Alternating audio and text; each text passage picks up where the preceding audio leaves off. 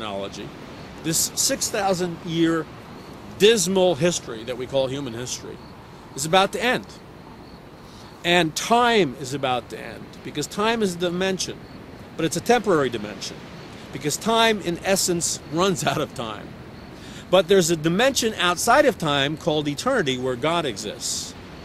And for those people who have accepted Christ, you will move out of time into eternity. And you will live in an eternal world with God, and you will live in paradise, not an Islamic paradise with beds and virgins. You will live in a complex, artistic, musical, wondrous paradise of reality, where you will have a purpose and a destiny, the releasing of your talents, the deep healing of your mind and your body, and you will become a new man and a new woman, and you will be given mental powers and powers that you don't have down here on earth, and all things will be restored. You see, Christ will come back to this earth once and for all, because he's waiting patiently. But he comes back to earth once and for all to destroy the armies of evil. And he will sentence the false prophet and the Antichrist and Satan into the lake of fire, where they will exist forever and ever in kind of a cosmic prison. And he will bring about a new heaven and a new earth. And that's cause for rejoicing. You look in Revelation and you see how people are worshiping God around the throne. And if you read carefully, it's obvious that these millions of people who are worshiping God around the throne are in a place of ecstasy. Every moment gets more ecstatic and more ecstatic. And they are experiencing a joy that transcends any joy that you could experience down here on earth. And you see, the redemption of mankind comes to pass. And it's like God takes a gigantic eraser and erases the nightmare that's been going on for thousands of years. And he brings back into existence paradise, which was his intention for man to begin with. And sadly to say, if you're listening to me and you're a communist or whatever you are, and you've rejected the true God, the biblical God, if you maintain that posture of rebellion, you will be banished forever, and you won't make it to paradise. I'm Paul McGuire. Get my copy of my book, The Day the Dollar Died, and go to paulmcguire.com.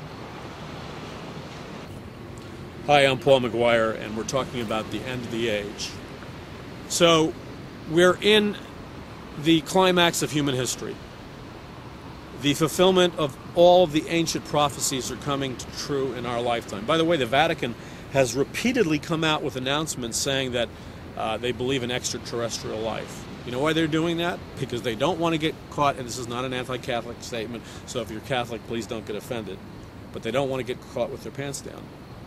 Because you see, centuries ago, they claimed falsely, they said something that the Bible didn't say. They said that the earth was the center of the universe.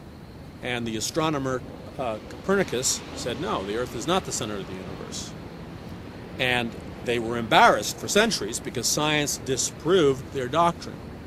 So now they're trying to do a preemptive strike in case man, either through lies, says there's life on other planets, or they actually find, it's possible they will find microbes or living organisms on other planets, or they may even find the existence of extraterrestrial life. Who knows? Even if that's the case, that doesn't disprove the Bible, because the Bible is silent about life on other planets. It doesn't say that there is or isn't.